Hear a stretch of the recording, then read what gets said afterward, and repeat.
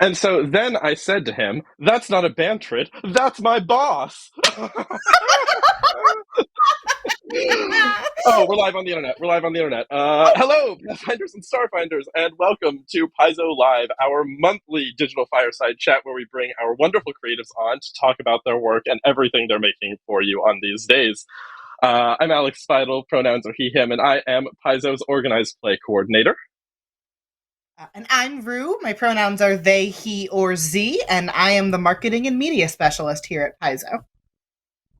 Now we have a whole bunch to talk about, a bunch of cool stuff to talk about today, but I'm going to forestall putting our creatives on screen as long as I can because I love attention and talk to my friend Rue. Rue, what have you been playing lately? Actually, earlier this week, I had the session 0 for a Thirsty Sword Lesbians game that I'm going to be running in July. Ooh. We're doing a charity game, and we're all the players are going to be Barbie or Ken. That is incredible. What about you, Alex? What have you been playing? Oh gosh, well now I want to play that game. I'm very excited for Barbenheimer on the 21st. But I just almost finished Pokemon Violet, which is new for me because I never finished video games, and I have just started Inscription, and it's gotten weird. That's all I'm going to say about it because no one on the internet wants to talk about it, but it's wild out there. That's a lie. Yeah, I want to talk about it. So when you have gotten further in, we should talk about Inscription. I don't know when further in is, though, is the thing. I never know. Anyway, we can talk about this for an hour, but we're not supposed to do that. That's not what we're getting paid here to do. Rue, what are we getting paid here to do? What are we doing tonight? For tonight, first off, I should start and say, as you might have noticed, Paizo Live has had a bit of a reskin with some rotating hosts, not just Aaron here all the time, although he will be here sometimes. We're also changing things up, and we're going to do a little 3 actions and a reaction. So for our 3 actions, tonight's guests include Logan Bonner, who is going to be giving us a remaster update, Luis Loza and John Compton taking us into the High Helm, and Alex Speidel jumpstarting the first Seeker campaign tour? Me? That's me. Yes, that's true. I get to talk about that stuff, so you get to interview me. My condolences. Our mods in the chat will also be taking any questions that get dropped because at the end, after our 3 actions, of course, we have a reaction. We'll be doing a Q&A with us as well as our wonderful guests. So if you've got questions that happen during the segments, drop them in chat. The mods will put them in a document for us, and we will interrogate your favorite creatives at the end of the show. Now, without further ado, we're going to jump into our first action. So let's say hello to Logan, the lead designer on Pathfinder. Hi! Hello, Logan. How are you doing this evening? Hello. I'm good. These books are getting pushed out the door, which takes a big weight off, so I'm looking forward to having a light stress weekend and after that. Have you gotten to play anything recently, or have you been too heads down? I've still been playing my regular games. I'm running a Bloodlords campaign and playing... We were playing G.I. Joe, and soon we're going to be doing some Star Trek themed campaign. Actually, returning to an old campaign, so that's exciting. That has been kind of my steady gaming diet, but I haven't been able to squeeze in a whole lot. Other than that, but next weekend I have Go Play Northwest coming up, a nice, really cool local convention. So I'm looking forward to getting to play a bunch of games then. Yeah, I went to that digitally last year. It's really cool. Yeah. All right, well, I know what everyone's here for. They want to hear you talk about the remaster, so I'm going to open with, say I'm a new player. I've never played Pathfinder before. What am I going to love about these new core books? The really cool thing is there's a lot of stuff that we later realized would be a good idea to include in the game, like versatile heritages, which are, a heritage you can take for any ancestry. And those are now in the core book. So you have a lot more kind of a bigger spread of options and a lot more stuff to create cooler characters. The books are also kind of redesigned to be more user-friendly, easier to read and reference. So that's going to be a big help to getting people started with the game. That's like more, we've got a better sense of how people need to look things up. A lot of things have been reorganized. And like having all the GM stuff in one book is really good because you don't have to flip from book to book as much. So a lot of it is just like a lot easier to use, more story baked into everything. And it still has like all of the cool stuff about like making your choices for your character matter mechanically. Like the story you're telling is going to be reflected in the mechanics, and the mechanics are going to influence the story. All of that cool stuff is still there. So like there's a lot of fun stuff to discover. In the new books, I think it's going to be even more obvious and easy to grasp. Awesome. And kind of like on a flip side, for folks who have been playing Pathfinder for a while, whether it's first edition or second edition, for veteran players, what new options that are coming in the remaster would you really recommend that they take advantage of to up their game, or at least the ones you can talk about? Yeah. I mean, I can talk about all of it, but we do have limited time, so I can't spoil the entire book. I think there's going to be some really fun little stuff for the people who are really, really involved, like looking at the new spells and looking at some of the revisions we've made to existing ones to kind of make them, better value or more versatile. I think those are going to be really fun for people to discover as they look through it. There's also some revisions to skills I think people are really going to like, especially people who like crafting. The craft skill is a little easier to use, doesn't require as much setup time. Formulas work differently, so you don't need a formula to craft every single item. You can make an impression on multiple people at a penalty, right? That's going to add new options to your strategy. Athletics has a reposition maneuver, so I don't want to push somebody away, I don't want to grab somebody, but I want to move them, laterally. Now that's a default option in the game, and a lot of rules that kind of let you do that are now going to reference that action. So I think there's a lot of like cool little stuff. If you're really used to the game, there's going to be still some new options opening up for you. There's also some new spells that are, some of those are replacing ones we've cut for OGL reasons, and others are just like, oh, this is a good idea to include.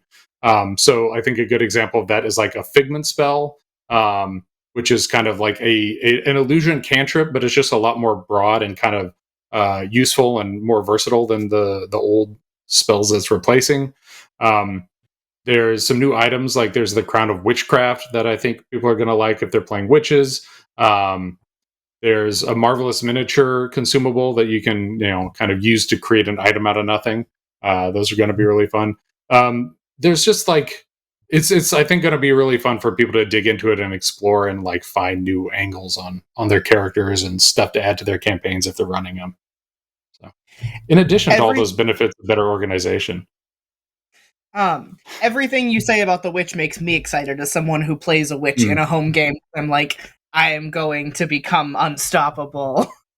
For a moment, we had an image on screen for the skills. Do you want to take a second to take us back to that and tell us what that image is, Logan? Sure. Yeah, this is the opening image for the skills chapter. There are some of the art in these books is pickup art from core rulebook or advanced player's guide, and then there's some where it's like, well, we need a skills chapter because the class mix is a little different. We didn't want to confuse the new players too much, so this is a brand new piece of art for skills that is showing some witch ranger team up action to give the rogue some time to put her skills to use, and this looks like it's popped straight out of a Pathfinder adventure. So hopefully they don't need Merciel to put some damage on that enemy, and she's doing the right thing here. I love it. We've talked a lot about player options, but why don't you tell me a little bit about what's going to be coming for GMs and what new options we're going to be having in those spaces? Yeah, so for GMs, a lot of it is kind of putting everything in one place with the stuff that was in the core rulebook and the stuff that was in Game Mastery Guide. Like all that advice and rules and subsystems are kind of all bundled in the GM core book. So a lot of the new stuff is like, this advice wasn't as comprehensive as it could be, and we're gonna expand on that a little bit. A lot of this especially is really valuable for new GMs. For existing GMs, there's also some more guidance on things that folks had told us were a little light. There's a lot more about kind of like how recall knowledge works, and that's another skill that we've revamped for player core based on feedback to kind of make it a little more of a Q&A type dynamic to kind of clarify, how you convey information that way. So that's going to, I think, get people a little more engaged, give them a little more agency in how they interact with the GM. Yeah, and then like you've got a bunch of cool new magic items to give your players in that GM core book, and yeah, and then eventually Monster Core will come out, and then the GMs are going to get a bunch of more goodies in there. Yeah. Oh man, I had a question and then I lost all notion of it. Oh yes. With regards to some of the clarifications that you've made based on player feedback, I know all of this project was kind of like sped up due to everything with the OGL and the Orc license, but how much of this remaster would you say is also because of both designer feedback and player feedback that you've gotten on Pathfinder 2nd Edition in general? So yeah, the reasons for the remaster is due to OGL stuff. But then once it's like, okay, we're doing this project, you want to make sure you do it right, and part of that is looking at things that could use some tuning up. It's always kind of a challenge of like, where do you draw the line before things feel too different? But there were a fair number of areas where we just had like pretty consistent feedback that people wanted more detail. There were things they couldn't do that they wanted to do, and then there were a bunch more that it's like, nobody has asked for this, but we realize, our job is to look ahead to not only things people have asked for, but things people didn't know they wanted. And so there's a fair number of things coming in that are like that are like, oh, here's a new general feed that opens up an option you didn't have before, that we think are going to just like make people excited and get them really into it. So yeah, it was kind of tricky finding that balance, because you don't want to go too far, but also that once it gets in people's hands, they're going to be really excited to actually use it and expand their possibilities. Yeah, this isn't quite on topic, but it sort of is. But speaking about getting into people's hands, I know the remaster comes out in November, but we're doing something with Rage of Elements that previews that remaster content, right? Yeah, that's right. So there's going to be a core preview document that's basically the important thing that's doing that's really load bearing is saying like, okay, here's a new spell that's referenced in Rage of Elements. That spell is going to be in Player Core, but Player Core isn't out yet. So here's the spell now, so you can use the PDF or the digital versions on Archives of Nethys and still use everything fully that's appearing in Rage of Elements. So we're going to have that available online, and then it'll be mostly obsolete once Player Core actually makes it to people. But it's going to be a really good chance for people to see some of that stuff in advance. We're also, going to maybe include a few extra things. We haven't quite decided what all is going to go in there yet. But we are looking at like, oh, this isn't necessary, but it'd be kind of fun if people got to look at it and got to use it a little early. So we're hoping to include a few little extra tidbits in there. Awesome. I am cheating and I get to see all the images from the back end. So what can you tell us about this really cool new picture of the Iconics gaming? So the Iconics gaming. So this is a new one for GM Core. And actually, you're going to have Luis on later, who did a bunch of the art ordering for GM Core and Player Core and helped out a lot with that. So this is kind of, what if you had Amiri at your gaming table and Mauricio at your gaming table, which sounds terrifying. Yeah. I really feel for Quinn, who's just having to deal with those two and Lynn. It's got to be a nightmare. But this was a kind of a fun way to represent how our players play, but put our Iconics in their position for a change instead of the other way around. I think it's really fun. I'm advocating for us to start swapping it once the book is out, swapping that into usage as one of our social media posts for blogs, just because it's a really cool picture. So part of the big hype about the remaster is edicts and anathemas and sort of removing alignment, but still having those guidelines to your character's morals and those sorts of things. If you don't mind first giving like a really brief explanation, I know you've talked about it a bunch of times, and then telling me if you've thought about it, what your edicts and anathemas would be.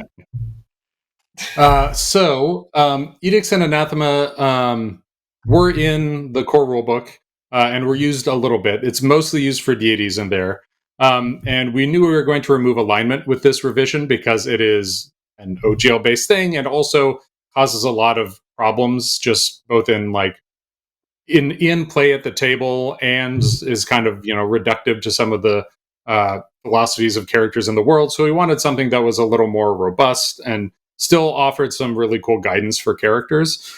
So we're kind of like uplifting Edicts and Anathema to be a bigger part of the game, a bigger part of character creation. So we have some advice in character creation, kind of saying like, hey, think about some Edicts and Anathema for your character. And then we still have individual classes might take on specific Edicts and Anathema that are more mandatory to do what they want to do. So there's still kind of like two main places we have examples of Edicts and Anathema in the book. The one that was there before was in deities, so we still have that. But we've also added some popular ones to the ancestries. So like, here is something that dwarves often believe. So this doesn't mean your character has to have it, but it might be something that you look at to kind of guide whether this is a part of dwarf culture you want to express with your character, or whether your character bristles at that and kind of use that as a jumping off point for how you want to build your character. So for my Edicts and Anathema, I decided rather than actually like having to think about it and put brain power into it, I was going to look at the ones in the book and grab my list based off of those. And then people can try to figure out, where did these come from? Is this from a gnome or is this from one of the deities or what have you? So I've decided my edicts for this. I've also colored these. Some of these might be somewhat influenced by having worked on this remaster for the past several months. So my first edict is share knowledge you won through pain. My second is choose and perfect and art. And third is seek hedonistic thrills, which usually that's like watching YouTube and eating Doritos, but that's a broad edict, a lot of options.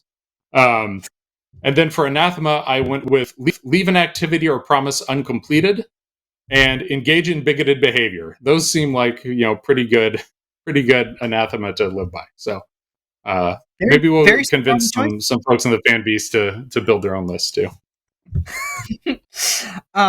We're running out of time for this segment, but I want to keep one of Aaron's traditions, and that tradition is having each of our guests give us spoiler. So Logan, what spoiler did you bring for us today? So one of the things that we put a lot of work into are new spells. Some spells we removed for OGL, and we were looking for like what is something that fulfills a similar role. So I brought a spoiler of an entire spell stat block that we're going to show folks called Divine Immolation. So this is a spell that shows off a few of the things we're doing with this revision. One is we've kind of reformatted the spells so they look a little more like other actions, so it's a little easier to read these from first blush than the old versions. We removed spell components, so that kind of enabled this also. So you can see that it has the action icons right there in the title. The other thing it does is uses the new spirit damage. So that makes it a lot more versatile. There were a lot of things that used alignment damage before, and a lot of them, not universally, but a lot of them is changed to using spirit damage, which is going to kind of damage any creature that has a spirit. If you know the Spirit Blast spell, it kind of works similar to that and has a lot of the same benefits as that. It also has the Sanctified trait, which means if you have the Holy trait, you have devoted yourself to Iomade, say, right? I have become holy. That means you can make this a holy spell whenever you cast it, and that can have some advantages. Like usually, a demon or a devil is going to have a weakness to holy. So there are a lot of ways you can kind of use that to put your faith into use by sanctifying the things you do. So this is like a really cool kind of nexus of a bunch of swirling things, different parts of the rules. And it also is an example of like one of those a spell we had to remove that we've come up with a fun new way of creating a replacement for. So I look forward to folks finding this and a whole bunch of other things that that are appearing in the spells that were going to be cool new toys to play with. Awesome. Well, that's about all the time we have for this little section. Thank you for the update, and we will see you back at the end for our reaction Q&A. So thank you, Logan, and we'll see you in a little bit. That was awesome. Thank you, Rue. As Rue said, we're doing a reaction at the end. We've got a Q&A, so feel free to drop your questions for the mods in chat. Before we go to break, I have a question for Rue. Yeah. I'm kind of curious, just like, what's one of the things that maybe that Logan talked about, or maybe that he didn't, that you're super excited for in the remaster? I know for me, I am really excited. I have maybe seen a little bit of the changes coming to Recall Knowledge, as someone who loves to ask the GM to tell him things and or lie to him, or just loves to give my players lore. I'm super excited for like clarifying it a little bit, and also I think kind of giving it some of the structure that a lot of people use at their tables anyway, but I shan't say more for now. What are you excited about, Rue? I mentioned it during Logan's segment. I'm a witch main. And so all of the new changes that are coming for witches, and the changes coming to their familiars are something I'm really excited about. So also, there are some changes with the ways they interact with their patrons and things like that. So as both a GM and a witch player, I'm looking forward to really getting to dive deep into the new witch, and I'm so glad that they're coming in player core 1, so I don't have to wait till July. That's right, you get them right away. Yeah. All right, we're gonna take a quick break, and then when we're back, Alex here will be talking to Luis and John Compton for a tour of the Sky City of High Helm and a search for the Sky King's tomb. It's dwarfing time. Bring your game to life with officially licensed Pathfinder miniatures and Pathfinder paints from Reaper Miniatures. Pathfinder miniatures are available in both metal and bones plastic versions to suit your gaming style. Sculpted in heroic gaming scale, Reaper's officially licensed miniatures range features everything from iconic heroes to fan-favorite monsters. Don't forget to use officially licensed Pathfinder paints, colors of Galarion, to paint your Pathfinder miniatures. Pathfinder paints are highly pigmented for fast coverage and feature excellent flow with a matte finish. All Reaper paints are water-based and easy to clean up. Please head over to reaperminiatures.com to see the entire range of Reaper's officially licensed Pathfinder RPG products. Up your game with a Pathfinder character folio from Ultra Pro. Each character folio features a full art cover, 12 single pocket pages for character sheets and maps with dry erase capability. Also, internal front and back pockets for excess notes. Find character folios at your local game store or shop.ultrapro.com. This is the Pathfinder 2nd Edition Beginner Box, and we want to show you what's inside. On the front is an amazing illustration by artist Wayne Reynolds, and on the back is everything showcasing what's in the box and what to expect. To start, we have an instructional guide that guides you through the contents of the Beginner Box. This explains what Pathfinder is, gives you directions on how to play the solo adventure, and how to play with your friends. Then we have 4 pre-generated characters. One of Valorous the Fighter, Ezran the Wizard, Kyra the Cleric, and Mauricio the Rogue. Each of these pre-generated character sheets aims to help new players get into the game faster. You'll find helpful information on the side regarding the game, all the stats filled out for you, rules to help you play your chosen character, along with some backstory of the Pathfinder iconic you chose. You'll also notice that the character sheets have color-coded dice on the side. And in the box, you'll get 1 set of these, matching the colors to help affiliate newcomers to the different types of dice needed to play the game. To further help players are these reference cards. These have information explaining what actions you can take during your turn, what critical hits mean or critical misses, and more information to help you stay in the game and not in the books. And here is the Hero's Handbook. This handbook starts with a solo adventure, continues on with a synopsis of the game rules, and guidelines to create your own hero.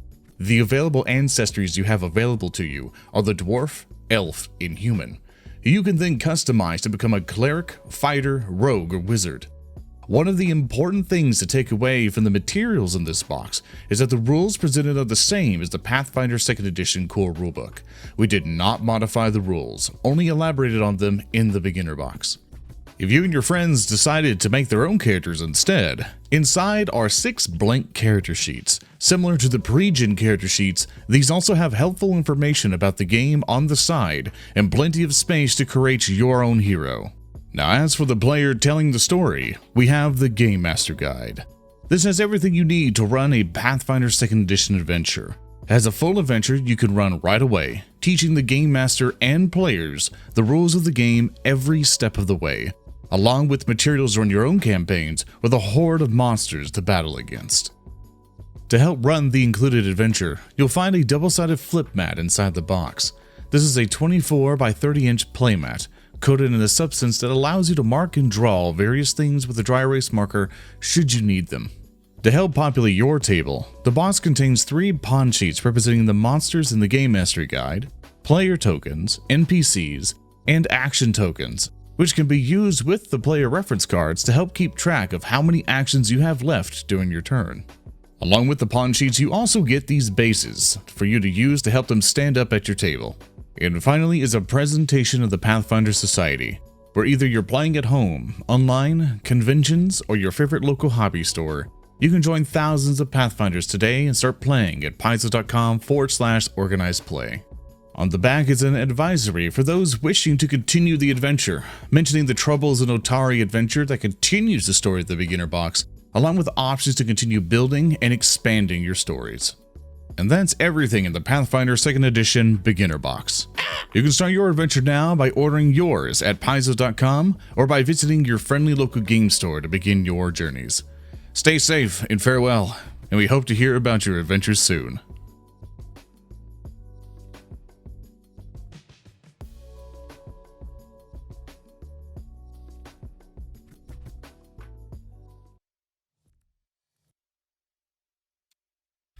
Hello, everybody, and welcome back.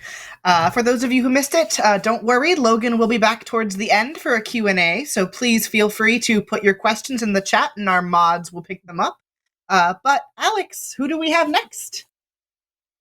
Yes, I am delighted to take us away with our segment on Lost Omens High Helm and Sky King's Tomb with Luis Loza and John Compton. If we want to bring them on screen, I'll have them introduce themselves. I don't need to do that.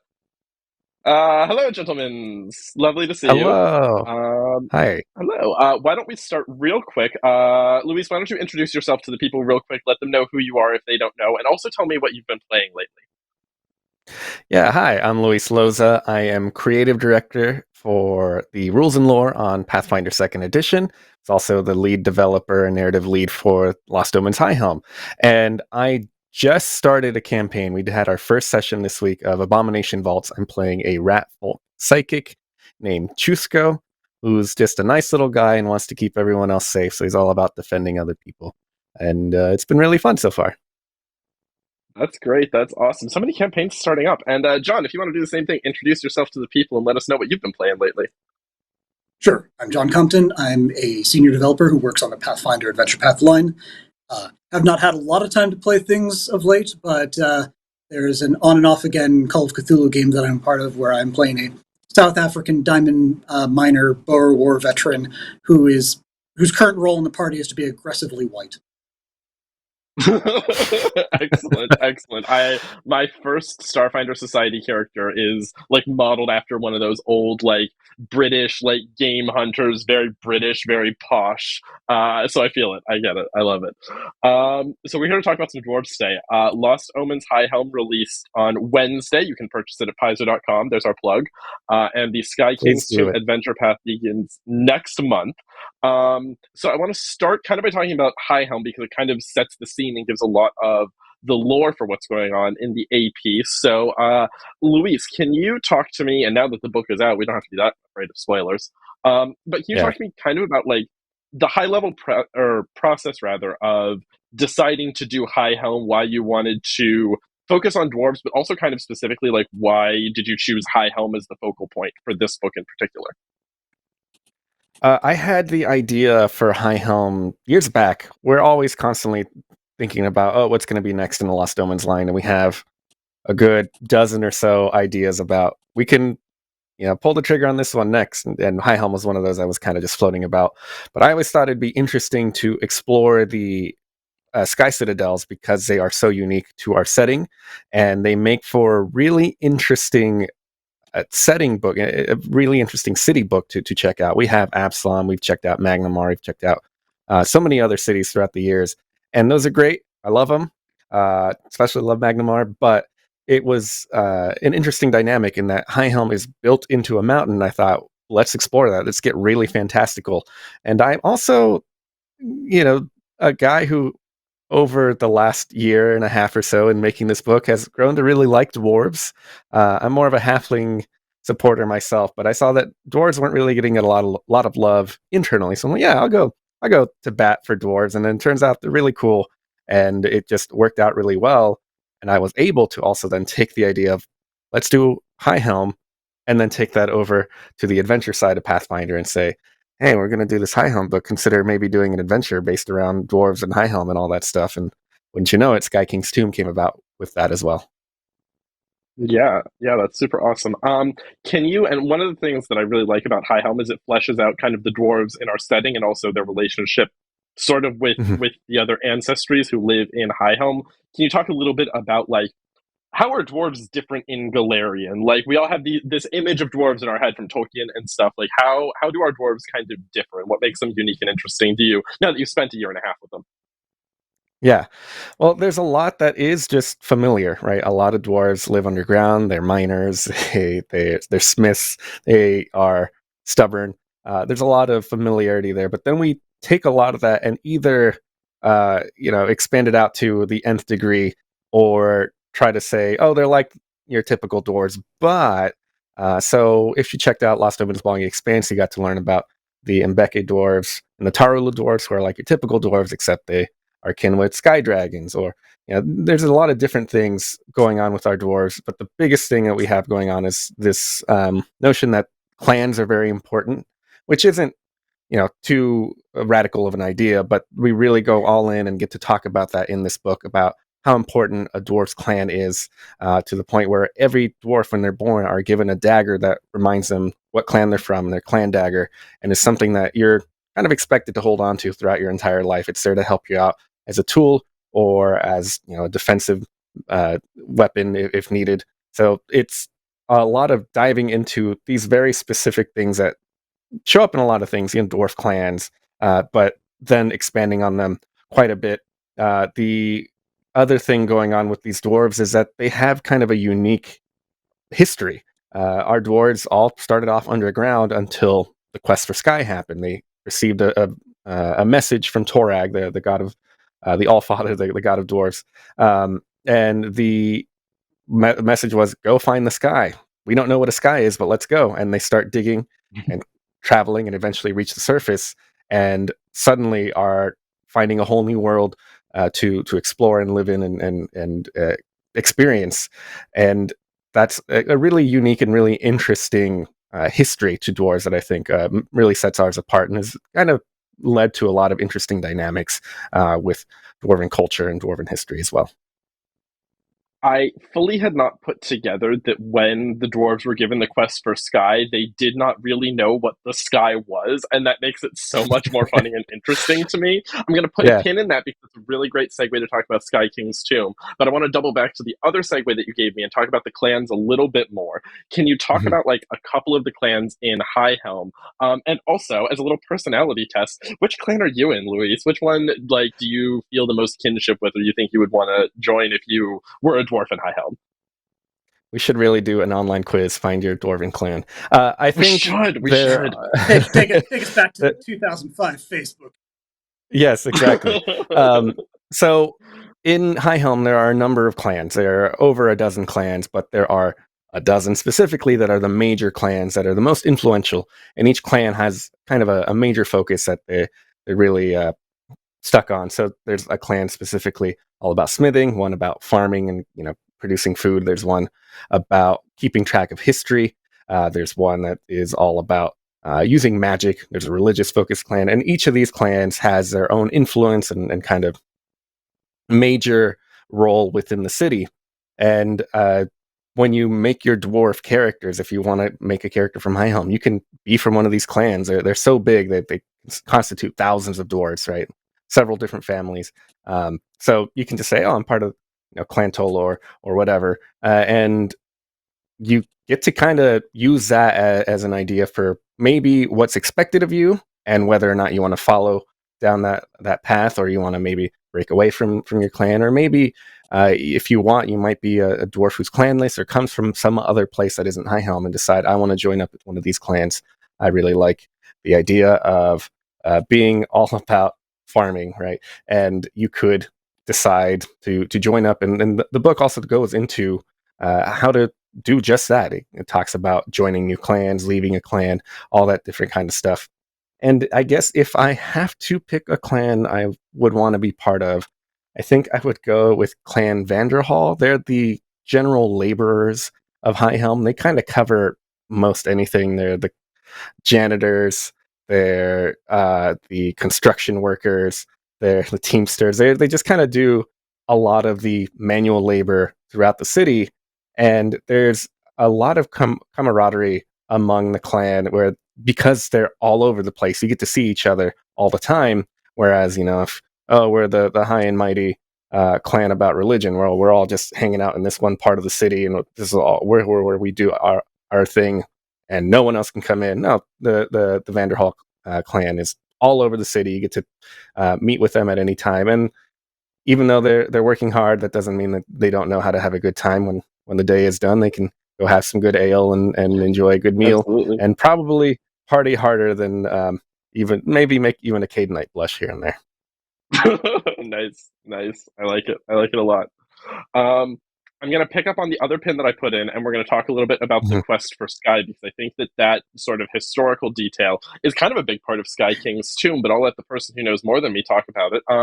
John Compton, give me the top line pitch for Sky King's tomb. What's it about? Why do I want to play it? Even maybe if I'm not like a dwarf lover yet, like what about it is going to really intrigue me? Sure. So Sky King's Tomb is a level 1 through 10 adventure path in 3 volumes. And it definitely focuses on a lot of dwarven history and lore, but it is also very much about exploring the upper levels of the Darklands and taking you deeper and deeper, farther and farther away from what you know, and into more and more dangerous and potentially even alien territory. So you're going to be starting at first level. You're really discovering not only who you are and how you fit into your own character's personal lore and history, but also as you do so, you're uncovering some secret nuggets of dwarven history that your group is going to be kind of getting first rights of refusal to follow up on and explore. So, yeah, it's going to be just a really fun underground focused adventure. That's awesome. And we have a lot of people right now who are really coming into Pathfinder for the first time, looking at the game, trying to figure out what should we play for the first adventure path. What about this, like specifically if I'm a new player coming into Pathfinder, why do I want this to be my first AP? Why is this the one I should pick? Yeah, so when we look at doing adventures, we're oftentimes are thinking like, how are we getting people not only invested in the story, but also invested in the world and their characters? I don't know if you've had this problem before. I mean, we just heard from Logan that we're kind of ditching some alignment stuff, but where you sit down and you're like, I don't even know what thing to put in the alignment field of my character sheet. I give me like 3 hours of role play, and then I'll be like, oh, okay, clearly this. I think that period of self-discovery is really important for an adventure, especially one that's starting at level 1. So one of the things I really love about Sky King's Tomb is the first volume takes place primarily within High Helm itself. And not only is that convenient from like, oh, hey, look, we have this Lost Omens book that we can use for it, but it's also a very sandbox-oriented or sandbox-structured first chapter of the adventure path. And that's presenting a whole bunch of different things you can do around High Helm that are going to expose you to a whole bunch of different encounter types and experiences and obstacles, all of which are going to not only give you a great fun time, but they're going to be a great way to explore these new characters that you have just created and are still kind of finding your feet on. So I really love that type of opening for an adventure path because it gives that toy box to play around with and figure things out very organically as a group. I like that. I like that it gives you a lot of options. And I hope Luis, I hope that High Helm has given us like a map of the city, at least the GMs can use, right? Yeah, yes, absolutely. So High Helm, like I said, is built into a mountain, which meant it had a kind of unique challenge in mapping it out. Whereas if something like Absalom, we just there it is, sky view of the city, and you have the whole map. But High Helm actually has 5 maps, depending on how you count it. There is a side view that's a cutout of the mountain, and you can see that the city is built into several different layers. There's 4 different layers: King's Crown, King's Heart, Stone Breach, and the Depths. And each of those layers has their own map. They're each their own unique city district, and they have basically a whole city map for each of those that, if you happen to buy High Helm, comes in a nice convenient poster form that has all 4 maps together that you can put out on the table and use that for something like, I don't know, your Sky King's Tomb adventure path, and use that to help reference, hey, where are we in the city? Where are we going to go? Where's my house? You can maybe decide that you live in that building right over there. And it's something I was really excited to work on. Adam Daigle helped us out with that. He did the initial map sketches for that, and the cartography was done by Sean Ellis and Rob McCaleb, and it just looks absolutely beautiful. And I think there's just so much in High Helm that there are even points on the map that we just say, this is a thing, and don't have enough space in the book to say what the thing is. That we managed to fit all of the clan halls in there, so if you need to know where one of the 12 major clans hangs out, you can figure that out by looking at it on the map. And there's just a lot of neat stuff going on there that I think will be just hopefully really helpful as a reference for when the time comes to do Sky King's Tomb, or read through the book, or just do your own campaign based in High Helm. That's awesome. That's awesome. Definitely is the sort of thing I would use as a GM. We're running a little low on time, but John Compton, I know you brought some art from Sky King's Tomb that I want to put up on the screen real quick, and I'm curious if you want to tell us a little bit about what's going on in this art, or just go, ooh, pretty art. Sure. I reminded myself of what's going on. Oh, okay. Yeah. So, this is from our first volume of Sky King's Tomb. Basically, when we have you in a place like High Helm, which is this overall very safe, like fortified city, you might look at it and be like, where's the danger? And part of the danger is the calls are coming from inside the house. So over the course of the adventure path, you're going to meet plenty of dwarves that you get along with perfectly well, but there are also some who are up to some nefarious or even misguided sorts of operations. And so this is an art piece that has one of those conflicts along with one of the 4 iconic characters that we are highlighting in the course of this adventure path's art. That's Jarrell, the iconic swashbuckler. I just love looking at our art. We have real good art. That's it.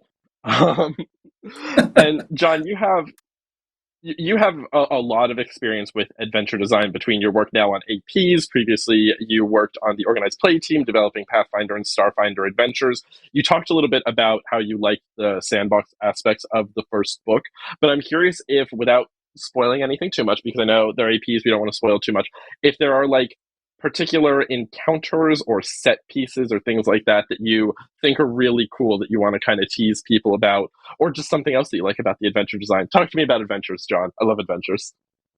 Sure. So there's certainly a little bit of teasing that I'll put in my spoiler at the very end of the segment. But Yes. as far as encounter design and adventure design goes, I would focus on how we have these various hooks and locations within High Helm that are presented in the new Lost Omens High Helm book that were really a delight to be able to riff on or explore further in, because High Helm has a lot of tunnel systems, and especially as you go down to the deeper of the 4 layers, you're going to find a whole bunch of kind of off-the-grid sorts of areas that we were able to play around with. So when it comes to encounter design, one of the things that I really love doing is playing around with low map adventuring, where it's really more about the exploration and kind of the narrative experience. And so there's a kind of longer segment in that first chapter where you are exploring something called the Black Noon Gauntlet, which is this place that was introduced in the High Helm book, where it's like, yeah, the Black Noon Thieves Guild will sometimes hide a couple of coins throughout this labyrinth of abandoned tunnels, with the idea being that if somebody gets in there and successfully navigates all the terrible things that are inside of there and comes out with a Black Noon coin and goes to the guild and's like, ha! slams it down on the table, then the guild will be like, all right, we are willing to interview you and explore your future employment with us. You've at least proven the first step. So you're going to be able to do part of that. It's not necessarily to join the guild, but because somebody else was trying to. John Compton, which is more difficult, the Black Noon Gauntlet or the Paizo design test? I mean, they test entirely different things. I don't know if our design testers ever asked somebody Do to they? balance on a small pole or thin pole as they cross a spiked pit. I mean, I've never taken the design test, so I truly don't know what it tests. I mean, I'm sure that we can All come right. up with some digital options of the equivalent of dealing with simple and complex hazards. So, sure. I will leave my comments internal on that for the time being. As I say, we are short on time, so I want to give you both the chance to give us our traditional Paizo Live spoiler. It's traditional, right? We've done a bunch of these episodes before. I will start with John Compton because I think it will be more High Helm and Dwarf related. So, John Compton, what's your Paizo Live spoiler for the people? Yeah, I'm going to very briefly hint at a couple of other encounters that we have, because they're not only are there larger quests, but there are a whole bunch of little side events that are more fun than dangerous that you're going to be able to do. So one of the things is that we will be showing off an actual game of Basilisk, which was introduced in Lost Omens Travel Guide. So your characters will have the opportunity to step in at the last minute to, there's a vacancy on the team. But also there is a local tradition that I made up for High Helm called the Stickleberry Festival, when stickleberries are in season, and you will have the opportunity to be crowned the Stickleberry Sovereign if you win a pie eating contest, and much, much more. Oh my goodness! There's no rule that says Aleshi can't play Basilisk, right? All right. Luis, the sign of a good adventure path when you can apply Airbud to its reasoning. Yes. I will write that down in my mantras, I suppose. Luis, Lost Omens High Helm is out now, so if people want spoilers, they can go get the book. Have you brought us perhaps a different spoiler? I have, and it is still Dwarven related. So we've been talking about the remaster, and wouldn't you know it, I'm creative director of both lore and rules, so that means I get to look at the rules and stuff. So I peeked into the pretty much final look at the remaster here before it goes off to print, and I have a feat, an ancestry feat for dwarves called March the Mines. You're marching around in the mines. It's a level 13 ancestry feat. It costs you 2 actions to use it, but when you do it, you basically gain a burrow speed temporarily, stride or burrow twice, so you get to move around really quick. And while you're doing so, you bring someone with you. So you've learned how to basically march around as a dwarf, and probably learned how to diggy hole with your dwarven buddies, and you get to bring an ally with you, and they end up in wherever you land at the other side of your 2 strides or your 2 burrows. So have fun with that once you hit higher level in your dwarven adventures. Fantastic. Love it. Thank you both so much. We will say goodbye to you for the time being, so wave goodbye to the people. Excuse me, Luis and John will be back at the end for our reaction segment, our Q&A. So please do make sure to drop questions for them in the chat. My friend Rue is back. Rue, how do you feel about dwarves? I love dwarves as a short person. Like, all small creatures, like any or mediums that are like shorter than average, I feel kinship with them because I also can't reach the cabinets in my own home. Oh my gosh. Don't make fun of me. No, it's okay. Happy Pride. But sorry, that totally broke my train of thought. Let's take another short break before. Who am I talking to about Starfinder and Pathfinder Society? I don't know, some weird guy. Is it Shay? No, I wish it was Shay. You. It's me. So I'll see you back here in about 5 minutes. Bye, friends. Welcome to New Harmony. This recently discovered planet in the vast, currently devoid of intelligent life, has been designated as a settlement site. And with the generous backing from the likes of the Aspith Consortium, the Starfinder Society, the Xeno Wardens, and the Viscarium, that's where you come in. As administrators of your very own land charter, it'll be your responsibility to explore the lush, fertile landscape, catalog the various forms of flora and fauna, Construct projects that ensure the health, safety, and prosperity of your citizens. Negotiate with leaders of other charters for the benefit of all. Uncover ancient ruins and solve a mystery millennia in the making. In the end, the world of New Harmony is yours, should you survive. Risings of the Vast is a Kingmaker and space-style adventure path for 1st to 12th level characters.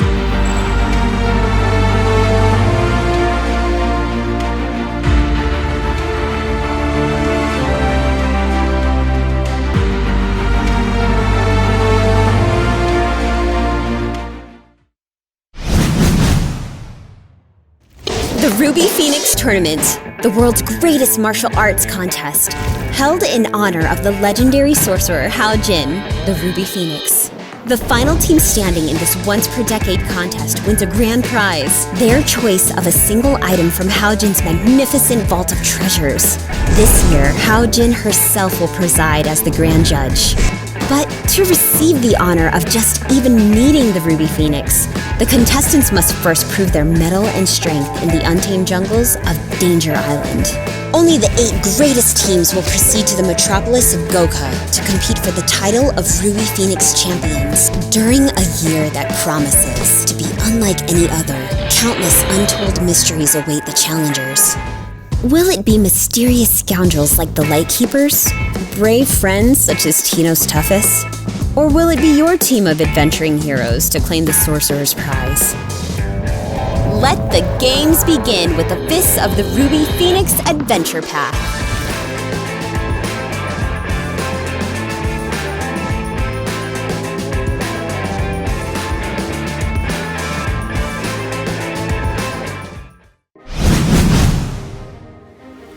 The Magambia is the oldest and greatest academy of magic in the world. Here, old mage Jatimbe brought back the light of lost knowledge thousands of years ago, and his legacy still stands today. The newest initiates at the school, eager for knowledge, soon discover there's more going on at the Magic Academy than lessons and student rivalries. As years pass, the students are destined to become teachers, responsible for the Magambia's reputation around the world and beyond.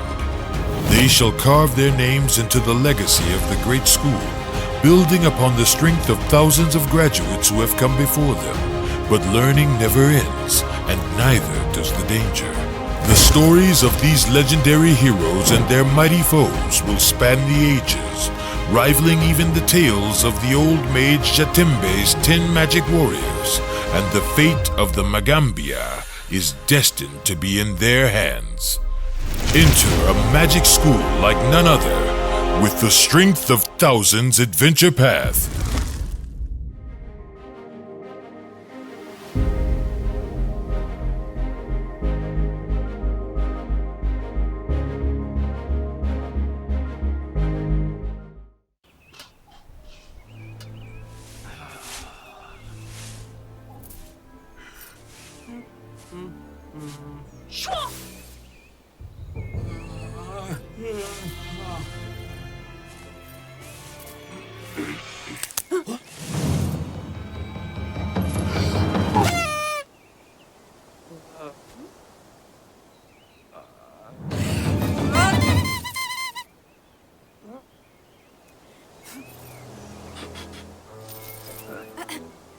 The wrong sound is never right.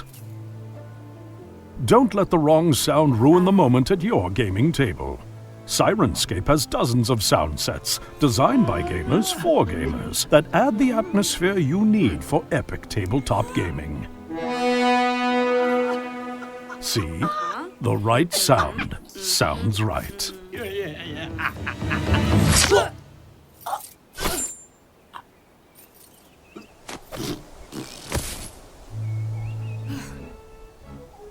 Epic games need epic sound. Journey to Sirenscape.com to download the app for free. And be sure to catch Sirenscape in action on Dragons and Things every Friday night at 6 p.m. Pacific on Twitch.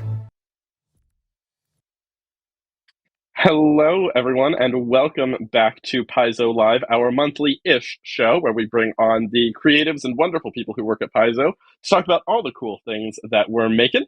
And it is now time for our third action segment, so we'll toss it to Rue to introduce our next wonderful, talented, and incredibly handsome guest. Ooh. Well, I'm very pleased to welcome Alex to talk for our third action about what we've got happening in Pathfinder Society and Starfinder Society. But first, we switched sides. It's only. Oh yes, we did. Now, I don't imagine you've had time to play another game since I talked to you last. Have you, Alex? Well, you see, Rue, the funny thing is, I actually have. I don't know, are you familiar with the latest internet craze of the password game? Yes, my partner was playing it next to me the other night, and I saw them get to the end screen. Oh my gosh, wow, that's incredible. For those of you who are not as terminally online as Rue and I are, the password game, someone has built a game where you have to create a password, like a login password with increasingly absurd requirements. So far, I have gotten up to the part where it asks you to include the best chess move on a particular board in your password. And at that point, I'm like, yeah, I was never very good at chess. So that's what I was doing for 20 minutes while you were interviewing Logan about the remaster. I did not play a game while you were interviewing Luis and John. So sorry. Next time. Well, speaking of games people might be able to play, why don't we talk about what's coming up for Pathfinder Society? I would be delighted to talk about what's coming up for Pathfinder Society. So Pathfinder and Starfinder Society, of course, are our living campaign programs. You can find PFS and SFS play at your local game store, at conventions, online, all over the place. We're going to talk a lot about Starfinder Society, which is my baby, and because we got some cool stuff coming up. But first, I want to touch on what's coming up for Pathfinder Society. So we have sort of a few scenarios coming out in the next couple of months. The first scenario that just came out a couple days ago, actually, is Pathfinder Society 415 Inglorious Battle. I think we have the cover for it somewhere. Written by Luis Loza, whom I just had a lovely chat with. It's a 9 through 12, level 9 through 12 scenario, so it's for our high-level characters. Those of you who are fans of orcs and of the Burning Sunhold, definitely want to check this one out. Those of you who are lore heads for Pathfinder, you definitely want to check this one out too. I won't say more, but it's really great. And then next month we have two scenarios releasing. 416 is Dazzling Academy's first great prank war. I'm so excited for this. It's for levels 3 to 6 characters. Dazzling Academy is basically an academy for the kids of Pathfinders. So while mom and mom go out on adventures, they can leave the kids at with Jay Dazzling at their academy, and they'll make sure that they learn some stuff. But Dazzling Academy is having a prank war. It's exam time. They need to blow off some steam. So they're having a prank war. Some Fae get involved. You know how Fae be. It's fine. Don't worry about it. And then our last scenario is 417 Trapping the Hag's Claw for levels either 5, 8, or 7 to 10. I can't remember offhand. I'm so sorry, but it's on screen so you can see it. This one is the conclusion to our year... 7 to 10, thank you so much. This one is the conclusion to our Year of Boundless Wonder meta plot. We will finally be facing off against the Night Hag Aslan as her schemes come to a head. But some things may not be as they seem. So some cool stuff coming out. And then I wanted to touch real quickly on what we are releasing at Gen Con in August. It'll be your first chance to play the August scenarios. The first one is our Pathfinder special. Our big interactive, all the tables in the room are playing it together. $4.99 Blessings of the Forest, which I think we also have the cover for. In this interactive special, you'll be heading to Kionin, the Elven nation, and facing off against some demons. We're going to punch some demons in the face. It's chill. It's fine. And then at Gen Con, we'll also be launching our Year of Unfettered Exploration with the introductory scenario, where you'll be taking a VIP on a tour of the Maze of the Open Road, as well as 502 The Blackwood Lost, where you'll be seeing some maybe planar shenanigans, maybe elemental shenanigans occurring at a dig site that we've been working on for quite some time. Fans of Rage of Elements, our brand new kineticists who will be playing for the first time at Gen Con will definitely want to check this one out. So we have a ton of exciting stuff coming up for Pathfinder Society. I've talked for a while, so I'm going to grab my table talk mug here and get a swig of or apple juice. Yeah, please take a drink. Please let yourself breathe. We're also going to be having a Starfinder Society special at Gen Con. Is that correct? Yes, the Starfinder Society special launched at PaizoCon. It is $5.99 Battle for the Bulwark. We do not have the cover, don't worry. But it will be the second ever run of it, so if you missed it at PaizoCon or you just want to play it again because it's repeatable, we're going to have a bunch of tables in the Sagamore Ballroom in Indianapolis. We're going to have a bunch of tables online as well. So it'll be a great event, a ton of people playing the same adventure. The specials always just, they really give you the good brain chemicals when you see everyone playing at the same time. I'm so excited to see it at Gen Con. Like, you have no idea. It's so cool. It's so cool. I can't wait. Those were some of our announcements, but I think we're going to focus mostly on Starfinder Society because can you fill me in on what's happening with Starfinder Society right now? I would be delighted to. So the Starfinder Society is in election season right now, and I know elections give us anxiety, but this one's good, I promise. The Starfinder Society is led by the first seeker, sort of the first among their peers. They get to decide the goals of the society, sort of the mission of the society, and they're kind of the figurehead leader of it. 4 years ago, the Starfinder Society elected Ehu Hadif, a Kasatha, as the first seeker, and that was the result of an actual fan contest. We had people submit their characters to be the next first seeker 4 years ago. The players got to vote on which of the four should be the first seeker, and they elected Ehu Hadif. Ehu Hadif's mission has completed. He is stepping down shortly, and so we need to elect a new first seeker. So I'm delighted to introduce you, for probably not the first time because we announced these a couple weeks ago, to our four first seeker candidates. Our candidates are Nikiti Lampadeferos, Aurora Everbright, Dr. Heldon Savale, and Sarmak. I want to be clear, none of my pronunciations are canonical. Pronounce them however you want. But these are four actual player characters that were submitted to us. Myself and Jessica and Linda went through the list of over 100 candidates that were submitted to us. And from that list, we chose the four that gave us the best storyline potential, that gave us, something that we hadn't seen before, that represented a diverse array of perspectives and backgrounds. And now these characters are going to be featured in a scenario launching at Gen Con. You'll get to meet these candidates. You will get to play the scenario as many times as you want. And then from August until the end of October, you will be able to actually go online. Paizo.com/firstseeker is our URL. And you will be able to vote for one of these four candidates. It's actually a ranked choice ballot, so technically you're voting for all four. But you will get to vote on who you want to be the new first seeker, which is very exciting. That is really cool.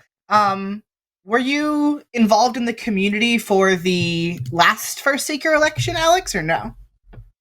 Yeah, so actually, when we did the last first seeker election was kind of when I started playing Starfinder Society. I think the scenario where you got to meet the previous candidates was one of the first I actually ran at the old store I used to run at in Ohio. So this is it was a really cool way to start and feel like I already was able to have an impact on the community and have an impact on this game that I had fallen in love with.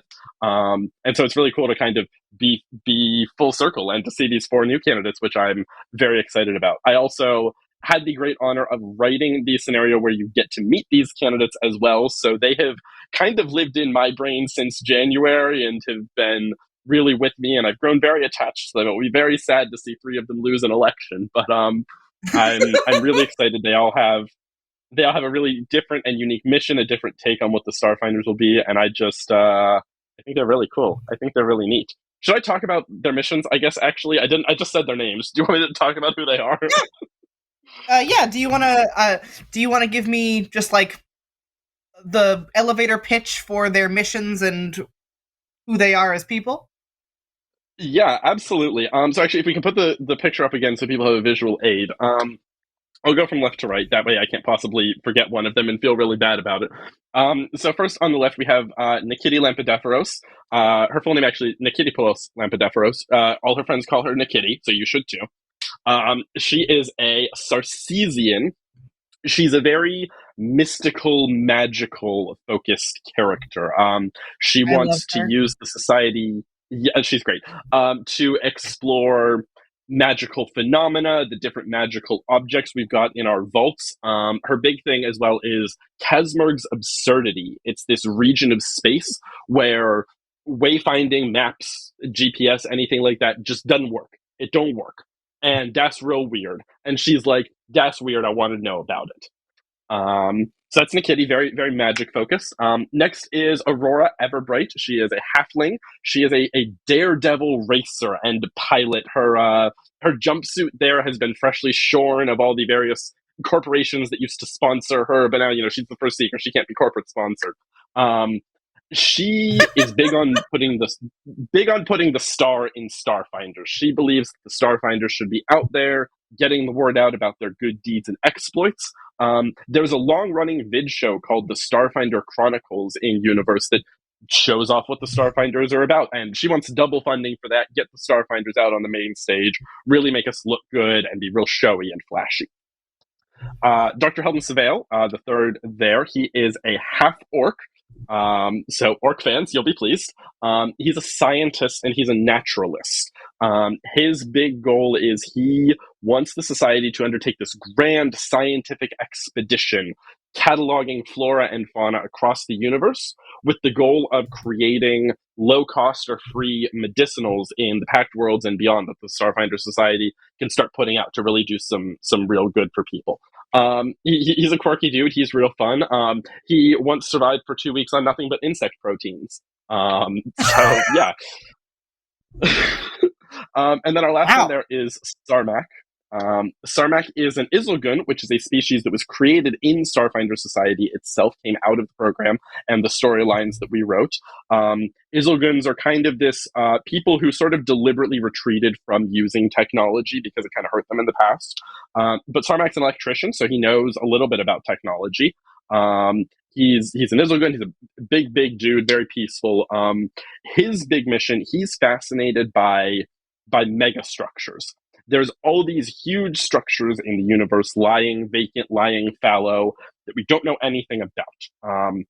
And he wants to really get back to exploration, right? Dungeon delving, finding cool stuff from the past. Another one of his big focuses is the first ones of Avalon, kind of these creators of the robotic denizens there. He wants to figure out what's their deal, what's up with them, are they going to come back ever? So that's our 4 candidates, all very cool, all very different, all, I think, really, really interesting directions for the society to take in future years. That's really cool. I think I was going to segue into a different question, but I'll come back to that. So great. Will the former First Seeker, the one who's stepping down, still be present in scenarios, or are you kind of retiring them as a character? Mostly they're retiring, and the interesting thing is because Ahu was a player's character, that player can now play them again. They've sort of been locked out of playing Ahu for a while because we were like, he's ours. We don't want him to die on a mission, God forbid. That'd be awful, right? We do see the former First Seekers from time to time. We've seen Luwazi, we've seen Jed Nero. We might see Ahu again as the situation calls for it. But the focus is really going to be on the NPCs who are still here, and of course, the new First Seeker as well. Ahu, I think, is definitely a guy who's like, I've had my time, I did what I wanted to do. I feel like he's kind of ready to have a break, to be quite honest. He doesn't strike me as like a tropical shirt, drink on the beach guy necessarily, but I feel like he's going to go somewhere quiet for a while and just get away from it all. You mentioned it because you were talking about their missions, but how will these elections affect Starfinder Society as a whole with, like, the meta plots and things that are happening? Yeah, I mean, it's going to affect it massively, right? On the obvious scale, the First Seeker is going to attempt to complete their mission, right? And so you're going to see scenarios about, increasing their public profile or doing the natural expedition that Dr. Savale wants to do, or whichever one of them we choose. You're going to see a meta plot focused on that. You're going to see scenarios focused on that. But the other thing that's interesting, right, is these people's temperaments are going to affect the society as well, right? If Aurora is elected, you're going to see a society that's really in the spotlight, that's really big on going big and flashy. if we elect Nikiti, you might see a big rise in like people speaking in riddles or whatever just because they think it's fun, right? I think that, the temperament of an organization's leader kind of affects that organization. And so I think you'll see potentially some subtler changes there as well. Obviously, they'll become a big figure that the various other venture captains and faction leaders will have relationships with. So it's more than just the mission. And I hope that people really take some time and think about who they want to vote for. But also, there are no bad choices. I think all of them are super fun, super interesting, and I honestly just want all of them to win so they can all be the first speaker. But they can't. That's not how it works. I'll call back now. When you were talking about how you got started playing Starfinder Society, it was a really good segue into a question, and then we did a thing in the middle. So I'm going to pretend that we are back there, and you've just told me that you started Starfinder Society during the last First Seeker election, and ask, what makes this election season a great time to get started in Starfinder Society for wholly new players who have never participated? Yeah, I think I'm going to get a little philosophical here on Paizo Live, and I apologize for that. But, I think periods of transition in anything are a really good time to get involved with something, right? And this is a really great time where we've got a leader stepping down, we've got a major mission completed, we've got a new leader coming in, we've got a new mission coming in. It's always a great time to start with Starfinder.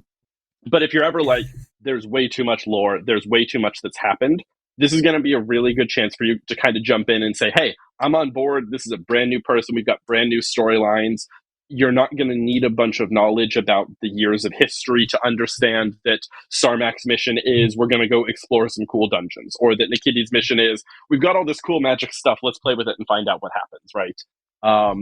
And so I think that's a really great thing. I think, again, like I said earlier, getting to jump in and really immediately have an effect on the campaign, feel like my voice was being heard, was just a super cool way to start. It was a fun way to be like, wow, I really have an effect. What I do really matters, and I think that's really neat. So the scenario where you meet the candidates as well is a low level scenario. It's for levels 1 to 4. So bring your brand new first level character to meet the candidates. Maybe I will finally get to play Starfinder via Starfinder Society for the elections. It is Rue, I will run the scenario for you. Joke. Please, I want to play Starfinder. I'll do it. All right.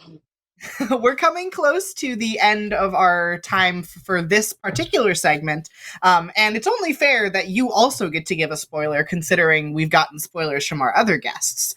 So what do you have to spoil for us for these elections?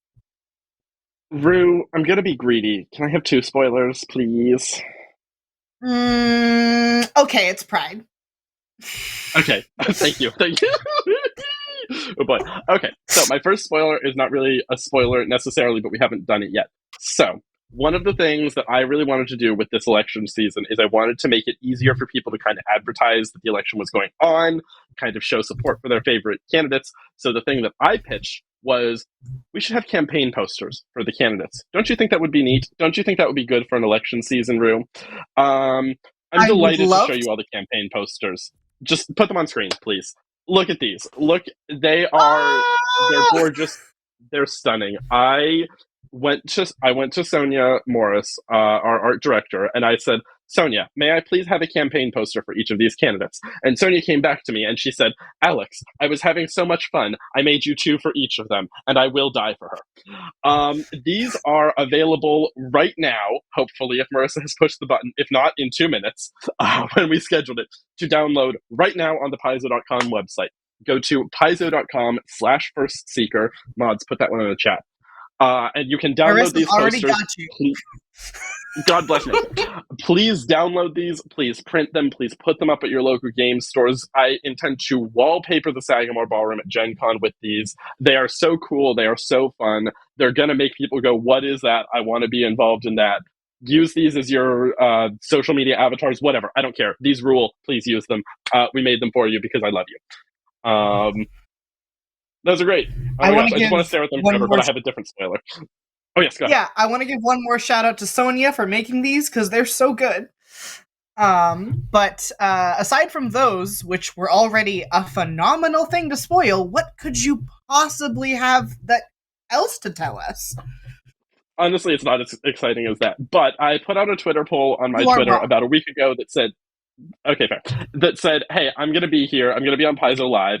Which of the 4 candidates' sort of missions do you want to know about? Because in Starfinder 606, Tomorrow's Seekers, which I wrote, they each of the candidates kind of send you on a little mission to sort of get a taste of what their goals are and kind of who they are as people. So I said, who do you want to learn about?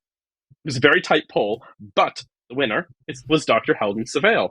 So I will tell you my Paizo Live spoiler. In Starfinder 606, Dr. Savale's little mission, he will send the PCs on a journey to another planet to get some plant and soil and fungus samples, because he believes that he can use those samples to help create some medicinals for an illness currently attacking the miners on a planet called Tosum 5. Longtime Starfinder Society players might recognize Tosum 5. It's not that bad, I promise. But it's cool. It's a nice little taste of like creating medicinals from the natural world and things like that. And it sets up some little interesting storylines should we choose to follow them. So there's my actual Paizo Live spoiler, but I think the posters are pretty cool too. I agree. And thank you for coming on and talking with me about this, Alex, and I guess also being here for the rest of it, but mostly for this segment. I want to say before we we switched again. Before we go back, I want to say that I was fully out of the country and I came back and I was informed, by the way, we volunteered you to host Paizo Live. I'm having a great time. I'm not complaining. I'm just saying I did not volunteer for this. I was voluntold. But I'm having a lovely time. Yeah. I'll let you finish the sign off now.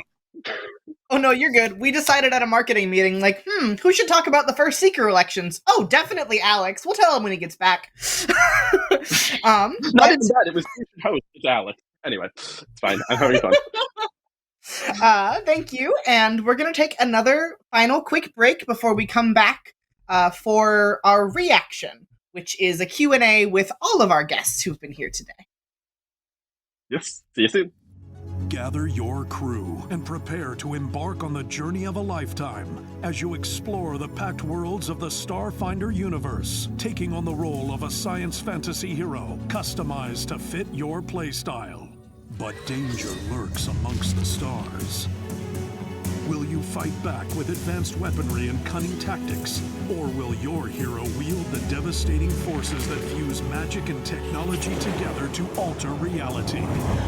Your crew must come together if you have any hope of victory.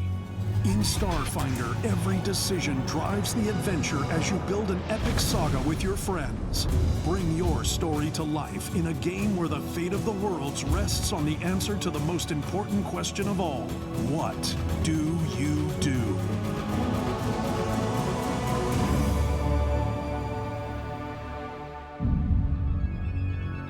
Begin your journey into the Starfinder universe today with the Starfinder Beginner Box, now available at Paizo.com, your local gaming store, and anywhere else adventure can be found.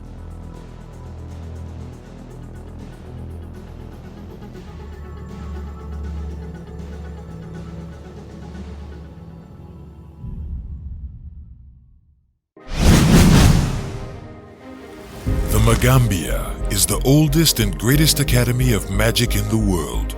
Here, old mage Jatimbe brought back the light of lost knowledge thousands of years ago, and his legacy still stands today. The newest initiates at the school, eager for knowledge, soon discover there's more going on at the Magic Academy than lessons and student rivalries. As years pass, the students are destined to become teachers, responsible for the Magambia's reputation around the world and beyond. They shall carve their names into the legacy of the great school, building upon the strength of thousands of graduates who have come before them. But learning never ends, and neither does the danger. The stories of these legendary heroes and their mighty foes will span the ages, rivaling even the tales of the old mage Jatimbe's 10 magic warriors, and the fate of the Magambia is destined to be in their hands. Enter a magic school like none other, with the strength of thousands adventure path.